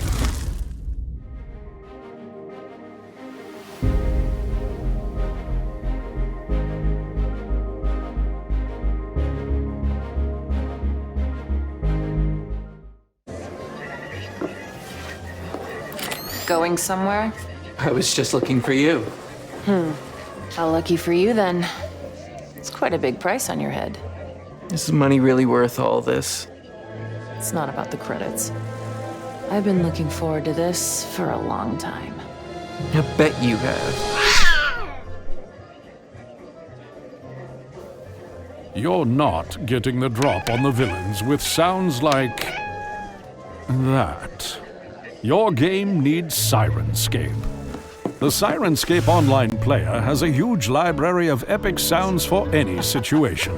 Whether your players are cruising across the galaxy or blasting bounty hunters, Sirenscape brings the game to life.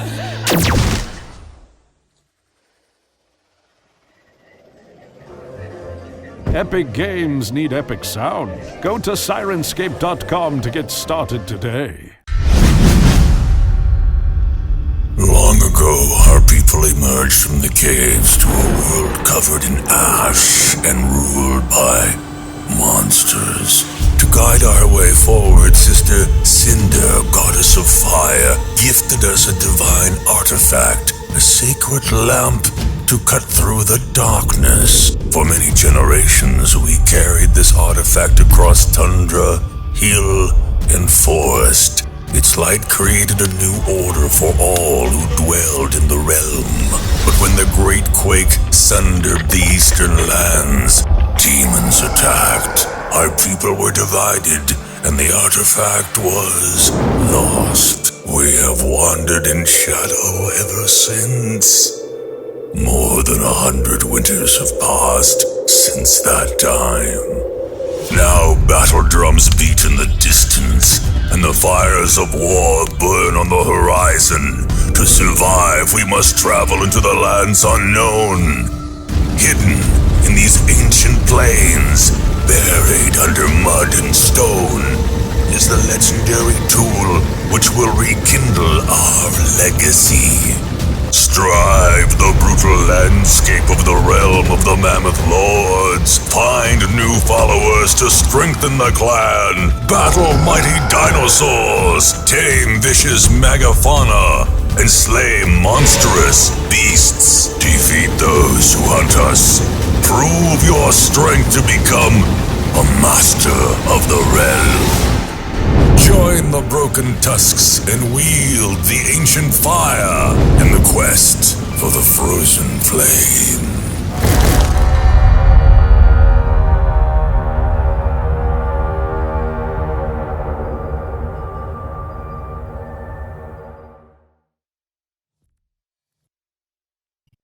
Hello, everybody, and welcome back to Paizo Live, our monthly-ish show where we discuss all the what's happening at Paizo.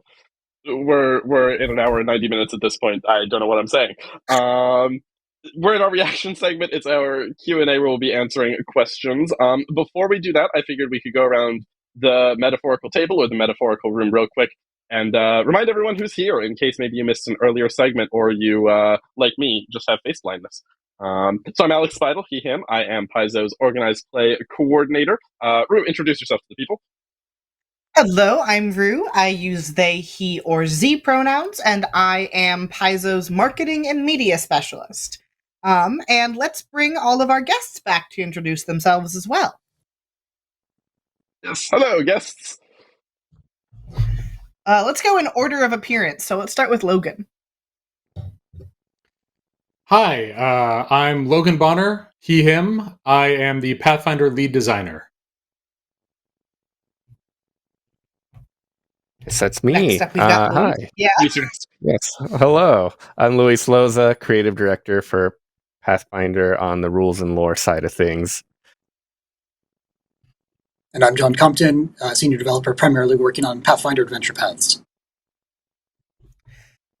Now, throughout the stream, our mods have been collecting questions, and we have them in a document. We're going to try to get through as many as we can. Feel free to keep dropping questions, just with the knowledge that we do only have so much time, so we will try to get to as many questions as we can tonight. Yes, and I have our first question. I have decided our first question. I'm going to toss this to Luis first, but any of you can answer this afterwards. Cool, oh boy, I'm going to mispronounce a bunch of Twitch usernames tonight, so sorry about that. Druna Metten. Me too.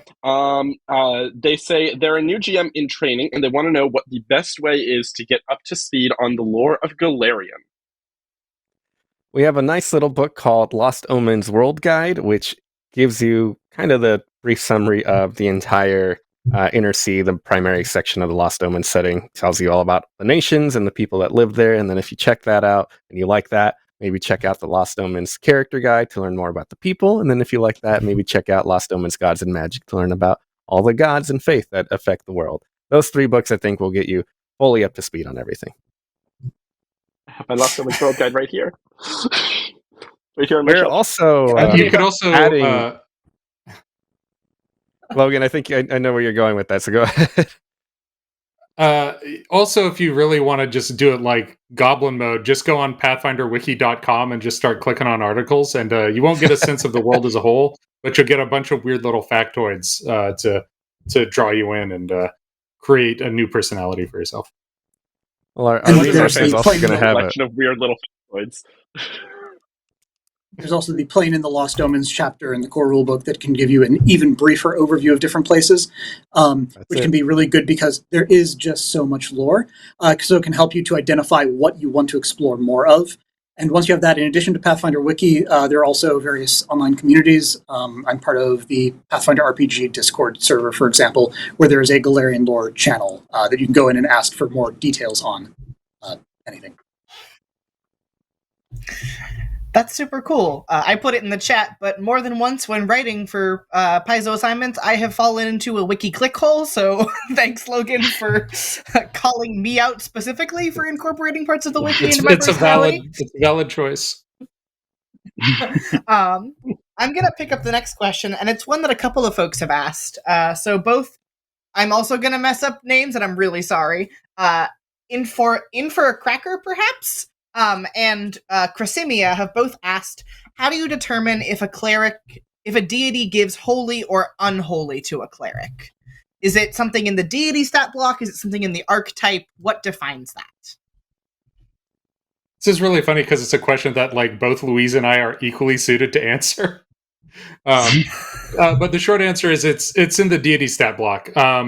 So it's going to tell you, whether your deity kind of requires a certain sanctification or allows certain ones or doesn't care at all, right? And doesn't allow either. Luis, do you have some examples of where some of those deities fell on that spectrum? Yeah. My joke answer is going to be, you figure it out via vibes. But if you're being serious, you look at the divine sanctification line, and someone like Iomade will specifically say, you must choose holy. You have no choice. If you're going to worship Iomade, you're going to go with holy. But someone like Sarenrae says you can choose holy if you want. Someone like Nethys will say you can choose holy or unholy. Someone like Norgorber can say you can choose unholy. Someone like Asmodeus, let's say, must choose unholy. And finally, maybe someone like Pharasma will just say none. You don't get any of that. And you're actually going to get your first look at that in Rage of Elements, just because of when it's coming out. It kind of ends up debuting the new deity block before Player Core does. I should have been looking at this to prep a question, but I didn't. So I'm going to pick this question, which doesn't have a name attached to it. So it's possible that it was left by our moderators in our document. For Luis and John, did you deliberately coordinate shirts? Only as much as Alex and Rue did. I mean, to be fair, Alex and I... Oh, hey, Logan! Alex and I had DMs specifically about what we were wearing for this, so we really coordinated outfits. So the answer is yes, they did coordinate outfits, I guess. Awesome. I'm going to ask you a question, Alex. Me? That's not how this works. Yeah. No, you were also a guest. Do former First Seekers get Secret Service protection once they're done, like presidents do, or nah? I mean, it's a very interesting question. I'm just going to drop some Starfinder lore. I hope Thurston doesn't mind. part of me says probably there is some level of protection because the galaxy is a dangerous place. But, like, to be first seeker, you also kind of have to be, like, high level to a certain degree. So I don't know how much protection, like, Aher or Lawazi necessarily need. They're probably, like, 10th to 12th level characters at least. Like, they can handle a lot of stuff. So I'm going to say only as much as they want. And that's my answer, and I'm sticking to it. And Jessica or Thurston can contradict me, and they'll be more official. I have an actual question All now. first seekers have plot armor, which is exactly as thin or as thick as the plot line needs to be. That is actually a way better answer, John Compton, and that's why he was the developer. Speaking of John Compton, I have a question for you, John Compton, from Wealth Beyond Measure. They are curious who the iconic party is for Sky King's Tomb, and I'm also kind of curious, like, who chooses the iconic party, and like, how do they choose that? Yeah, our iconic party for Sky King's Tomb includes Nelmika the Gunslinger, Harsk the Ranger, Jarrell the Swashbuckler, and Saltiel the Magus. Usually when we are choosing an iconic party for any adventure path, we're looking at several factors. One of them is who's featured in the adventure paths that are coming out on either side of it. We know the one before it better than we necessarily know the one after it. So you won't necessarily see, like, 5 appearances of Fumbus in a row. Another one is which iconics, whether because for whatever part of their identity, have something interesting to tie them into the storyline of the adventure path. And in this case, we have 2 dwarven iconic characters, and so it's like, yeah, this is a very dwarf-heavy AP. Let's toss them in. And then there's also a little bit of thought of just kind of vague party balance. It's no hard and fast rules, but there's kind of a, let's look at the party and make sure that they would technically work if they were out in the wild. And then also just a little bit like who has not had a lot of screen time. And so especially when we have newer iconic characters, they tend to show up fairly soon after they first appear in a hardcover book, just because we want to give them some screen time, even if they might not be the absolute best fit. Wealth Beyond Measure has a follow-up question, which is, why can't we have 5 Fumbuses, please? 5 Fumbuses in a row, or a 5 Fumbus party? Unclear. I see. Well, the answer is unclear for both of those, no matter which version you get. Although, if you ever join us for any of our, like, PaizoCon online panels or the hangouts that we sometimes do in Discord chats and the like, you can always ask us things about Story Hour. And the one prompt for me would be that time that we had an all Obozaya table. Excellent. I've heard the story. It's delightful. Eventually we'll have an AP that'll have Fumbus versus. Oh, Logan, you've become a robot. Oh. Logan is a robot kind of went now. like that, yeah. Oh, I don't know what happened. Well, Logan reconnects. Rue, do you have a question? Yes, and my question, thankfully, that I had picked was for Luis. Kasika333 asks, do you have any word on Dongenhold dwarven stuff? If that wasn't covered in High Helm, will that be covered in a different book, or how are you, like, thinking about exploring dwarves who don't live in High Helm and things like that? Well, specifically, the Dwarves of Dongenhold have already been explored. We put out Lost Omens Impossible Lands to have a lot of it, and that has a lot of information on the Dwarves of Dongenhold. So check that book out if you want more information on them. There's also APs around that area. You can check out the Outlaws of Alkenstar. It's probably a good spot to play in Dongenhold Dwarfs. But at this point, I don't know if we'll be going back there anytime in the short term, but I think we're always looking at good opportunities to expand more on just everything, even if it's been something that's been explored, like Impossible Lands or High Helm or Wangi Expanse or whatever. Thank you. Awesome. I have a couple questions for Logan, but I want to see if Logan's still a robot. Logan is still a robot, so I will not ask questions of Logan. Instead, I will ask a slightly silly question of all of you, jumping off of someone who's making pie jokes in chat. Where was the question? Oh, well, one of our coworkers, Kitsune Warlock, asked if we would be selling official pies for the AP for the pie eating contest. So let me ask each of you, and I will start with Rue. Rue, what flavor of pie are you? What flavor of pie am I? Ooh, I thought you were going to ask me what I like to make. Okay. I had a different answer. You can answer that one too, whichever sparks joy. I like to make Marionberry crumbles. Marionberries are a fruit that is native to Oregon, in that Oregon State University designed them, and so they are only allowed to grow here. And they're like a blackberry, but a little bit tartar, and so that's my favorite pie to make. But I think I am like one of those like very like thick and dense like custard pies. Ooh. Marionberry's that nice lady from British Bake Off, right? Yeah. I miss Mary Berry. Luis, what kind of pie do you want to eat in a pie eating contest?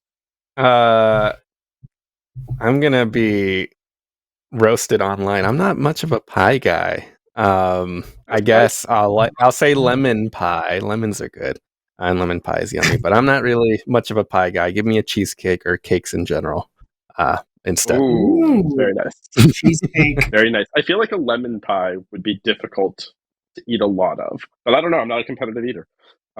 John Compton, is your favorite kind of pie stickleberry pie? It certainly could be. I think the really important thing to identify whether stickleberry pie is going to be my ideal pie would be to bring in pie making professionals or really pastry professionals into the circuit. So I think this would be a really good opportunity for us to reach out to our friends over at Critical Hit Cookies and tell them that there is an upcoming pie plot line and see what they want to do in exploring the joys of stickleberries. Carrie, do you hear that? Pie cookies, please. And stickleberry cookies. Ooh, little hand pies. Oh, excellent convention food. Do we have Logan Rue, back? do you have a question for the folks? No. Oh, I can see Logan again, but I wasn't sure if we had him back yet. I can't hear him at all. No, okay. We don't know. Okay. I can. In the meantime, I can go next. Oh no, go ahead. Go ahead. Right here. Sorry. Is that him? Can you hear me? Yeah. Yes, it worked. Okay. I effectively tested my audio, but then I had to reconnect to the call. So there's a step-by-step process. All right. We've all been saving questions for you, Logan, so I hope you're ready to just get bombarded now. Sure. I hope I'm not a robot. I'm gonna take one from GM Reckless that says, are the monster creation guidelines staying in the GM core, or are they moving to Monster Core? Those are in the GM core. Monster core only has room for a bunch of monsters. So. The main thing that is not in GM core is the NPCs, and their fate will be revealed at a later date. Ooh, ominous. Positive. I like it. I have another one for you, Luis, and I'm not really going to ask a question from the chat so much as I'm just going to drop a topic because I'm not really sure what you will or won't want to be asked. But the people would like just a little tidbit of spoilers for Kineticist. Is there any little thing you could give them? I know it's coming out at Gen Con. I'm sure we'll be talking about it over the next month.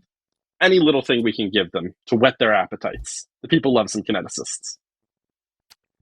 I don't know what Logan will allow me to say. I mean, it's not that far away. Say whatever you want. They're super cool. I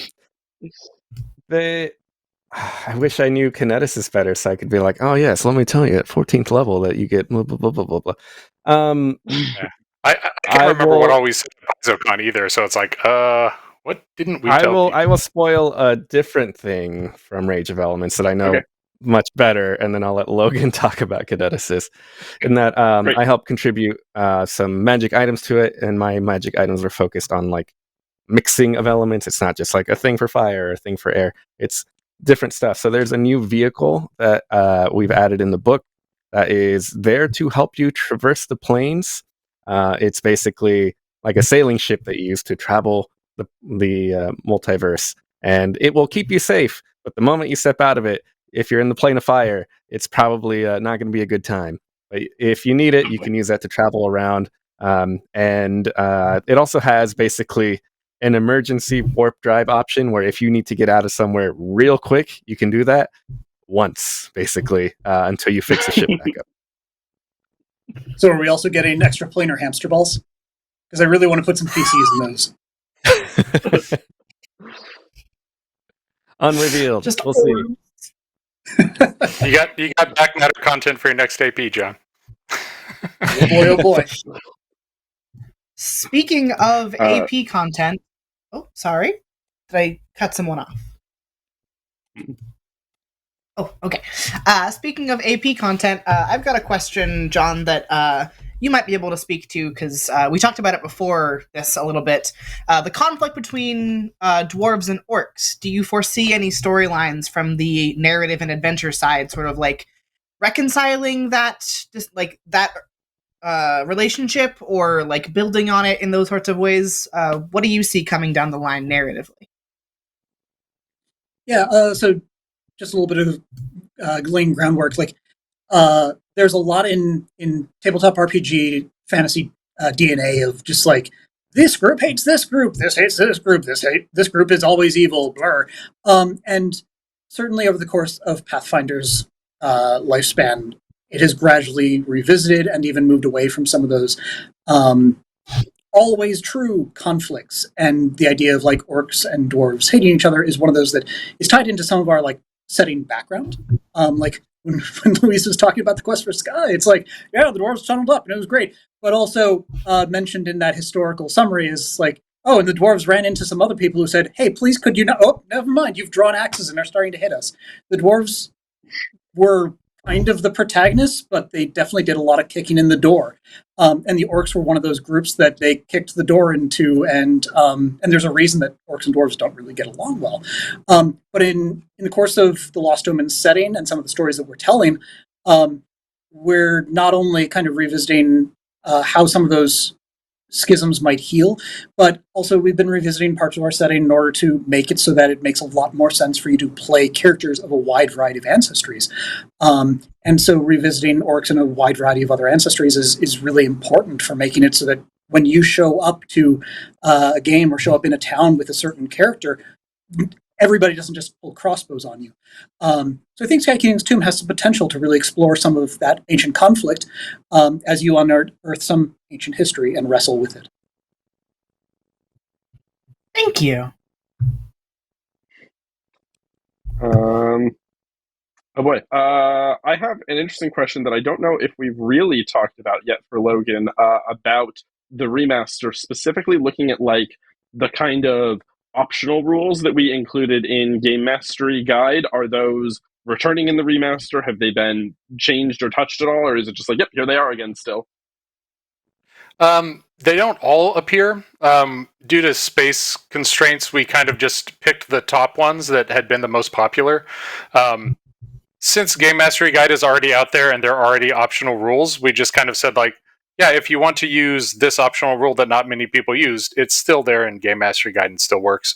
So the ones we picked up were like level 0 characters, automatic bonus progression, proficiency without level. And there might be one more, I'm not sure. I don't remember the exact loadout, but free archetype is in there, right? Some of the ones that are more popular still made the cut, but some of the like deep backgrounds was like a lot of space for for the relatively small number of groups that used it. So it was like, well, we need to make room for more magic items, so we're gonna have to cut some of those out. Oh no, not more magic items. Oh, what shall we do?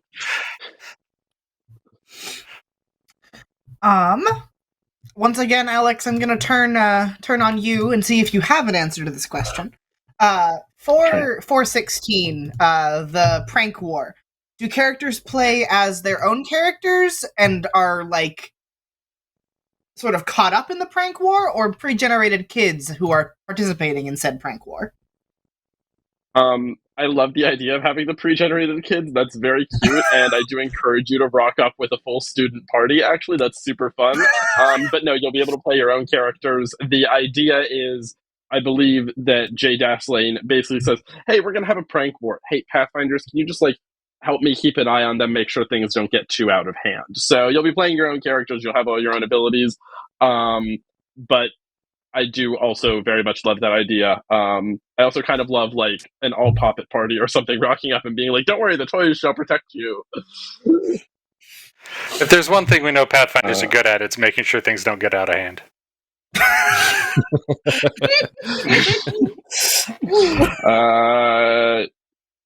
Yeah. Logan, I think we skipped over a thing that we were in the middle of answering, and then we sort of skipped over it. Can you give the people a tiny little tease for Kineticist? Just a little thing, just a little crumb for them. Sure. Well, since Luis was talking about the kind of combined elemental items, I'm going to talk a little bit about the composite impulses. That was one of the things that was added to the book. The playtest had the 4 Greek elements, and then we added the other 2 elements and the composite impulses after the playtest. So I'll give people a couple examples of those for the people who get into more than one element. One of them is living bonfire, which is you make it's wood and fire together. So you make a bonfire and then you can chuck logs out of it at people.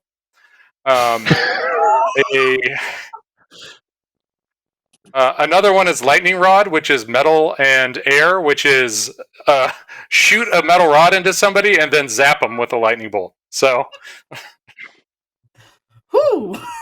get your combo moves in there. Having like read through Rage of Elements for like Pathfinder sanctioning, it is so fun. It's just so fun. Like a Kineticist sounds so fun, and I want to play one real bad. Yeah. I want to rock up with a party of Kineticists. I think they're fun.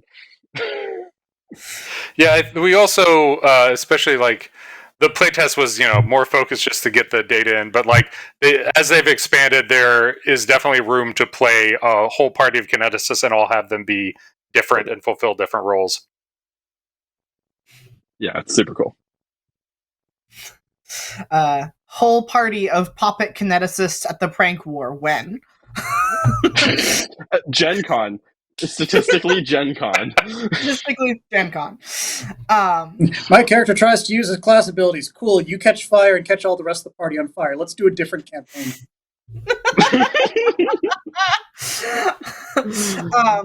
I run fun games. Sort of tying together remaster and some of the narrative stuff with everything happening in the remaster, do you foresee changes to the adventure paths, or perhaps going back and sort of revisiting some of those adventure paths to update them, or more of a as things go forward new adventure paths will be remaster compatible, but not touching the old ones? Certainly we're going to hit a point where the new ones are fully remastered because they're like multi-volume paths. Like you don't want to switch gears in the middle of one. But for older ones, the main thing we're going to focus on is giving people like enough guidance that they can adapt things on their own. Most things are going to work just fine after the remaster. It's mostly going to be like alignment-based stuff that gets a little trickier. So we want to make sure people can do that for themselves. And then if we do like more hardcover compilations, I'm sure we're going to remaster those. But I don't think it's very likely we're going to do like, oh, here's errata on, Age of Ashes that is going to update all of it, just because that is going to prevent us from putting out new adventure paths because it'll take enough time off our plates to make our other stuff keep going. I am ignoring our coworkers' fun jokes that are getting introduced in the question chat. Thank you very much, Dustin. I will not be asking any further of them on air. So I'm running a little light, and we're running short on time. But I just love to ask Logan for spoilers, I guess, about class stuff. Geez. There's some people there's some people in chat interested, and also Rue interested in witch stuff and how the witch might be kind of changing in the remaster that I don't think we've talked about all that much. I don't know if there's anything else you want to say about them, or if you just want to tell them what the crown of the witchcraft looks like. So the Crown of Witchcraft is a focused item, which are the category of items that give you an extra focus point once per day. Folks have already seen some of those for other classes, and there's a witch item in Treasure Vault, but this is going to mean they have two instead of just one option, and that there's one in the first two core books. I don't have off the top of my head all of its other abilities, but that was one that we kind of wrote from scratch to put into GM Core. The main thing with the Witch is there's a much clearer kind of story to them, and there's more of a focus on having your familiar do something special that other familiars don't. So instead of a patron theme, there's a little bit more of like a cryptic title for your patron, and a little more kind of story baked into it. A lot of cool like stuff to get you started on like how you interact with your patron, and the first kind of inkling of what they might be is a little more emphatic in this. Most of the individual lessons are kind of similar, right? But there's a little bit more space that we could expand. Like, here is what this lesson is teaching you, and like why a patron might tell you this lesson, so that you can kind of treat it from a little bit more of a story angle rather than just a mechanical angle. So a lot of it is kind of putting that story together, and then kind of every patron gives a unique familiar ability, and your familiar kind of gets even more abilities than they did in the pre-remaster version, and one of those is going to be unique, and it's keyed off of when you cast spells or sustain hexes. So it's going to be much more interactive with your familiar, and they're going to feel like a more essential part of your character. I'm so excited. Cool. You have no idea. I think maybe we have time for like one more question before doing outros. And I know there was something Luis and John were talking about during the break that I think is interesting. John, how is leveling up working for Sky King's Tomb? Oh, okay. So in the course of adventure design for the past decade and change, you've been seeing this much XP from this much XP from that. Hey, look, it's an encounter. It's full of XP. Look, you got a story award. And that has been a great way to kind of estimate when characters are going to level up. But Lost Omens kind of explored an idea of milestone leveling, and Sky King's Tomb does use milestone leveling, so it's more every chapter you're expected to be leveling up for something. It means that there's been a lot more flexibility in terms of how many encounters are put in each chapter, or how we populate dungeon encounters, things like that, because we're not necessarily trying to make all of the XP align behind the scenes, and sometimes we're giving you more, sometimes we're giving you less, but it's all to tell the story that needs to be told, rather than filling in with little side encounters just to make sure that you hit level 7 in time. Awesome. Well, I wanted to, there we go. I wanted to thank all of you for taking the time out of your weeks to come and talk with us today on Paizo Live. Why don't we one last time go around and tell folks who you are, and if you so choose, where they can find you on the wild world of the internet. I didn't give it orders. Okay. I didn't know if the two of you are also going, our illustrious hosts. I'll save you for the end, I guess. I'm Logan Bonner. I'm the Pathfinder lead designer. You can find me on Twitter at Logan Bonner. I'm on Mastodon at Logan Bonner at dice.camp. So, give me some actual posts to read on there. That'd be nice. And I hope everybody really enjoys the books that are coming up and all the cool stuff we've talked about today. Yeah, hi, I'm Luis Loza, creative director for Rules and Lore and Pathfinder side. I have my little bottom third that says @Donato Classic for my Twitter account. You can also go to luisloza.com for other information on me. Check out the Lost Omens line and trans rights. I'm John Compton. again, bottom third at Archaeotog on Twitter when I actually show up there. Otherwise, you can find me on the Starfinder and Pathfinder RPG fan Discords. Yeah, good times. Thank you all so much. Cheers. I don't know why I'm raising my glass, but it's happening. Oh, it's just us now. Mine Rue. is also empty, so I don't know why I raised it either. But, thank you all for tuning in to this month's Paizo Live. We've hoped you've enjoyed our fireside chats about the remaster, High Helm, and what's happening in organized play. Election season, baby. Yes. We are taking next month off to prep for Gen Con because we will all be on a plane like a day after Paizo Live. But get ready for our Gen Con keynote and our other streams and announcements coming your way the first weekend in August. Gen Con is August 3rd through 6th. I don't know why I have to look at my calendar. It's embedded in my brain. And mark your calendars for the next Paizo Live, August 25th at 4 p.m. Pacific, unless we get canceled. Now I have the show, that not to us as worry people. about. Sorry. I was like, geez.